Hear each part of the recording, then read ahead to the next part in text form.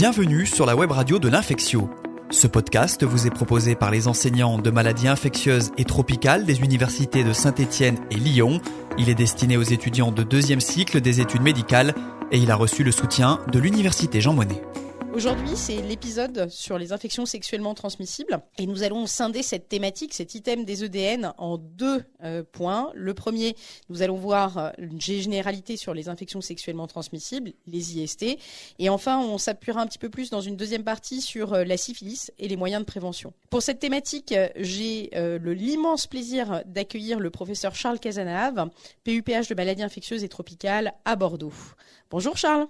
Bonjour Amandine et merci beaucoup pour l'invitation, c'est un vrai plaisir d'échanger avec toi. Allez, on va rentrer tout de suite dans le vif du sujet. Dis-moi, qu'est-ce que c'est qu'une IST ? On entend beaucoup parler d'IST en ce moment. Alors les plus jeunes d'entre vous en deuxième cycle connaissent bien cet acronyme pour infection sexuellement transmissible. Les plus âgés parlaient à l'époque de maladies sexuellement transmissibles. Alors pourquoi on a remplacer le M par un I, c'est que maladie, souvent dans l'esprit des gens, ça veut dire qu'on a des symptômes. Or, on verra, beaucoup des IST sont asymptomatiques et donc on a plutôt utilisé le terme d'infection que de maladie. Ça, c'est le premier point. Et puis, sexuellement transmissible, ça veut dire quoi ? Logiquement transmis lors d'un acte sexuel, donc on pense bien évidemment aux pénétrations, mais attention dans cet item à ne pas oublier soit les préliminaires, soit les autres types de pratiques comme les rapports orogénitaux ou oro-anaux qui peuvent être également à l'origine de transmission de ces infections. Est-ce que tu peux nous parler un petit peu d'épidémiologie des IST ? Oui, donc l'épidémiologie, on en parle beaucoup actuellement, que ce soit dans le PILI, que ce soit dans les médias. On parle beaucoup de la recrudescence actuellement de toutes les infections sexuellement transmissibles, même si on parle surtout des infections sexuellement transmissibles bactériennes. Donc ce que l'on peut dire de façon assez simple, c'est que majoritairement, les plus prévalentes, ce sont les infections sexuellement transmissibles virales, avec le papilloma et l'herpès, puis viennent des infections sexuellement transmissibles bactériennes qui ont augmenté progressivement depuis la fin des années 90, début des années 2000, ceci pouvant s'expliquer par l'arrivée des trithérapies antirétrovirales en 96 qui ont été sûrement à l'origine d'un relâchement dans les pratiques de prévention et donc d'une augmentation progressive de toutes ces infections, gonocoque, chlamydia, syphilis, avec même des niveaux actuellement de syphilis aux États-Unis qui sont proches de ceux des années 50. Donc c'est quelque chose qui est vraiment dans le monde entier et qui touche pratiquement toutes les infections sexuellement transmissibles. En termes de personnes, c'est vrai que globalement, on a, quels que soient les IST, plus d'hommes que de femmes et pour certaines, plus d'hommes ayant de relations sexuelles avec les hommes à signaler en termes de profil épidémiologique et plutôt vingtaine pour le chlamydia, plutôt 35-40 ans pour la syphilis.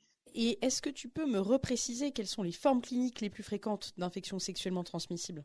J'ai envie d'être un peu provocateur avec toi, Amandine, pour dire que finalement, les formes les plus fréquentes, c'est des formes asymptomatiques, d'où l'intérêt, encore une fois, de dépister, qu'elles soient virales ou qu'elles soient bactériennes. On peut avoir très souvent des IST sans symptômes.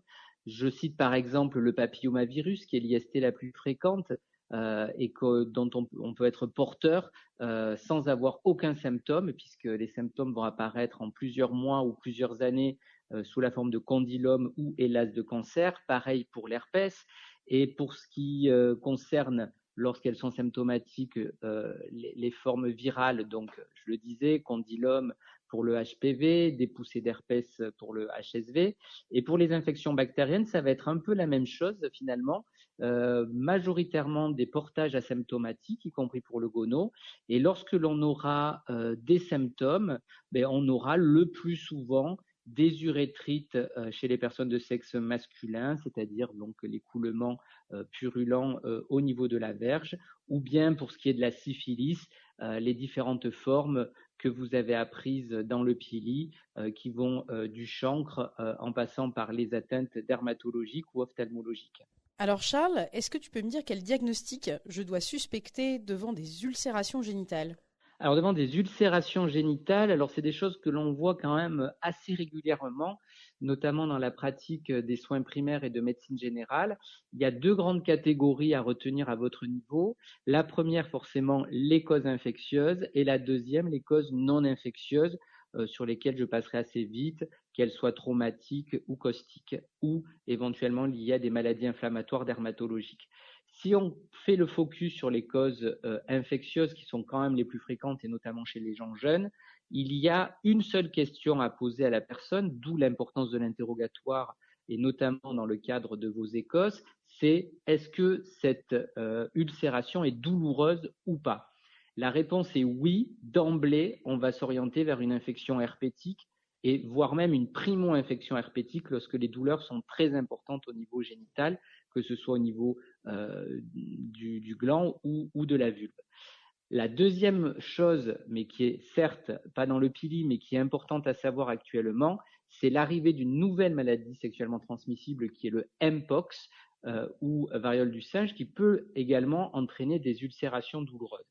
Si la réponse à la question est non, dans ces cas-là, on pense à la syphilis et notamment donc au chancre syphilitique que l'on verra le plus souvent au niveau du gland, plus souvent qu'au niveau de la vulve ou du vagin où il sera un peu caché. Merci Charles. Est-ce que tu peux m'en dire plus sur les étiologies des urétrites et des orchites? Alors oui, c'est très intéressant. Alors moi, j'aimerais bien qu'on sépare les deux. Déjà, rappeler à nos collègues qui nous écoutent qu'il faut bien différencier urétrite d'infection urinaire masculine. Une urétrite, ça va être des écoulements, des brûlures mictionnelles, sans forcément de la fièvre. Il ne faut pas se faire piéger sur ça. Et dans ce cas-là, on va avoir principalement le gonocoque avec les fameux écoulements purulents et douloureux, et le chlamydia avec des formes un peu moins symptomatiques et un écoulement un peu plus clair. Mais attention, on peut se faire piéger, donc c'est pour ça qu'on recherche toujours les deux. Les orchites, c'est un petit peu différent. Là, on va les différencier selon l'âge. Donc, les plus jeunes, c'est-à-dire la vingtaine, on va plutôt s'orienter vers des causes infections sexuellement transmissibles encore, gonocoque, chlamydia. Ne pas oublier, et on en a de temps en temps, des orchites ourliennes lors des oreillons, puis des causes beaucoup plus rares qui sont hors programme, comme par exemple la tuberculose. Et chez les personnes un peu plus âgées, on va retrouver plutôt des orchites dans le cas des infections urinaires masculines et donc majoritairement des entérobactéries. Alors un petit mot maintenant Charles sur la lymphogranulomatose vénérienne. Est-ce que tu peux m'en dire plus sur l'agent infectieux responsable et le tableau clinique? Oui, alors un petit mot parce que c'est vrai que dans le pili, bien évidemment, c'est pas très détaillé. Donc la lymphogranulomatose vénérienne est liée, comme tu le disais, à un agent infectieux qui s'appelle Chlamydia trachomatis, que vous connaissez bien, mais dans un génotype particulier qui est le génotype L par rapport au génotype, par opposition aux autres génotypes plus fréquents qui sont les génotypes D à K qui vont être à l'origine des IST et des conjonctivites. Donc historiquement, c'était une IST plutôt d'importation d'Asie avec des formes génitales et inguinales. Et actuellement, depuis à peu près une vingtaine d'années, on a plutôt des formes rectales. Et pour répondre à ta question, sur le plan clinique, on va avoir des rectites très symptomatiques, notamment par rapport aux chlamydia de type non-L, avec des écoulements, voire des saignements, voire des faux besoins, et donc y penser systématiquement, ne pas penser forcément en premier à un Crohn, une RCH, voire un cancer, et rechercher par une PCR donc la présence du chlamydia. Alors je crois que certaines infections sexuellement transmissibles donnent des localisations extragénitales. Est-ce que tu peux nous en dire plus? Est-ce que ça peut être un élément d'orientation sur certains agents étiologiques? Oui, tout à fait. Voilà, c'est ça, c'est exactement ça. Donc là, pour vous y retrouver, je vous invite à vous référer au tableau du Pili 162.2. La bactérie, en effet, qui est la plus emblématique dans ces localisations extragénitales, c'est Chlamydia trachomatis, qui a une propension à entraîner différents symptômes, donc la conjonctivite notamment avec les génotypes DAK, les fameuses arthrites qui sont le plus souvent des arthrites réactionnelles et toutes les autres manifestations que vous pouvez apprendre notamment en gynécologie comme la périhépatite, la pelvipéritonite pour les plus fréquentes. Alors, il ne faut pas non plus oublier les autres IST qui peuvent avoir des localisations extragénitales et qui sont également référencées dans ce tableau, notamment le gonocoque avec des atteintes conjonctivales mais beaucoup plus agressives encore une fois que le chlamydia, on parle plutôt de kératoconjonctivite avec des risques d'ulcération cornéenne et c'est quand même une urgence diagnostique et thérapeutique. Il peut y avoir des disséminations du gonocoque et entraîner des gonococcémies, voire des arthrites gonococciques. Donc ça, c'est aussi important à retenir. Et bien évidemment, dans la syphilis, la fameuse grande simulatrice, là, vous pouvez voir tout un tas de manifestations qui sont rappelées dans le PILI, et notamment dermatologiques et ophtalmologiques, encore une fois. On a beaucoup parlé d'infections sexuellement transmissibles qui vont toucher beaucoup les hommes avec beaucoup les urethrites. On a parlé éventuellement aussi de la lymphogranulomatose végénérienne qu'on voit beaucoup chez les hommes ayant des rapports sexuels avec les hommes. En tout cas, plus fréquemment. Beaucoup, c'est pas le bon terme. Quelles sont les étiologies des principales infections génitales à la fois basses et hautes chez la femme? Oui, tout à fait. C'est vrai que la LGV, j'ai oublié de préciser, dans l'épidémiologique, c'est essentiellement, voire quasi exclusivement des hommes et HSH, quel que soit leur statut vis-à-vis du VIH. Alors, pour répondre à ta question, c'est vrai que chez les femmes, donc les infections génitales basses, elles vont être essentiellement au niveau du col, ce qu'on appelle les cervicites. Alors, je ferai assez simple et je passerai sur les autres causes, les vaginites et les vulvovaginites pour arriver directement aux cervicites, où là, il y a quand même deux agents qu'il faut retenir d'après moi. Encore une fois, on n'en parle pas assez, mais j'espère qu'on en parle assez en gynécologie, le papillomavirus, dont la conséquence est le cancer. Et le deuxième sur lequel je voulais mettre l'accent, c'est Chlamydia trachomatis, qui est donc le principal agent d'IST bactérienne qui va toucher préférentiellement la personne de sexe féminin entre 15 et 25 ans. Et donc ça, c'est vraiment important puisqu'il peut y avoir des conséquences en termes de fertilité, des problèmes de salpingite, des problèmes de grossesse extra-utérine. Pour les infections génitales hautes, j'aime bien rappeler qu'en fait, on est face à 4 familles de bactéries. D'une part, les agents d'infection sexuellement transmissibles et en France, encore une fois, prépondérant le chlamydia, puis les entérobactéries, puis les streptocoques, puis les anaérobies, d'où le pari microbiologique qui sera de traiter ces 4 familles de bactéries sur le traitement probabiliste. Finalement, comment on les diagnostique, ces infections sexuellement transmissibles? J'ai relu le pilier étudiant avec attention. C'est quoi un TAN? Alors, comment les diagnostics si on fait un focus, encore une fois, sur les 4 principales IST bactériennes, chlamydia, gonocoque, mycoplasma genitalium, syphilis, les chlamydia, gonocoque et mycoplasme, on va plutôt justement utiliser des TAN et j'y reviendrai juste après. Et la syphilis, elle, c'est un petit peu à part, on y reviendra après. Le diagnostic se fait sur une prise de sang. Donc, lorsque l'on a, quand on veut dépister, on va dire, ces infections sexuellement transmissibles de type gonocoque, chlamydia ou mycoplasma genitalium, donc on va réaliser un prélèvement pour une technique d'amplification des acides nucléiques. Donc, elles sont diverses et variées. Autrefois, c'est vrai que la méthode de référence était la PCR. Maintenant, il y a des nouvelles méthodes. Et donc, pour simplifier les choses, je ne sais pas si ça les simplifie beaucoup entre nous, on parle plutôt de TAN, qui sont des méthodes beaucoup plus sensibles, notamment pour le gonocoque, et qui ont permis d'améliorer le diagnostic, car la culture du gonocoque, qui reste toujours recommandé pour avoir des antibiogrammes, est quand même beaucoup moins sensible que ces techniques d'amplification des acides nucléiques qu'on va faire sur des écouvillons. Alors, si c'est du dépistage de routine chez les personnes de sexe masculin, bien évidemment le premier jet d'urine, mais ne pas faire que ça. En fonction des pratiques, on pourra faire un prélèvement pharyngé, un auto-écouinage anal. Et chez les femmes, j'y reviendrai, l'auto-écouinage vaginal reste le prélèvement de référence pour le dépistage, plus ou moins associé aux autres selon les pratiques sexuelles. Alors finalement, lorsque quelqu'un arrive en consultation symptomatique d'une infection sexuellement transmissible, quel traitement probabiliste doit-on lui proposer? Alors justement, c'est très bien parce que ça fait suite à la précédente question. La première démarche, bien évidemment, si c'est le cadre d'un écosse, ça va être toute l'étape d'interrogatoire. La deuxième démarche, ça va être en fonction de l'orientation que l'on va avoir syndromique, c'est-à-dire une urétrite, une cervicite, une IGH. Ça va être de faire des prélèvements qui sont indispensables, ces prélèvements, avant de débuter le traitement. Et la troisième étape, pour tout ce qui est donc infection génitale basse, donc urétrite, cervicite, c'est donc un traitement syndromique qui doit couvrir donc le gonocoque, donc une bithérapie, le gonocoque avec la ceftriaxone en intramusculaire en dose unique et le chlamydia avec la doxycycline par voie orale pendant 7 jours.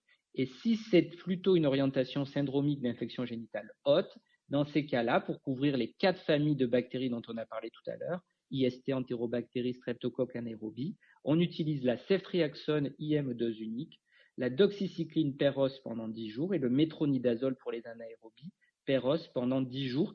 C'est très simple.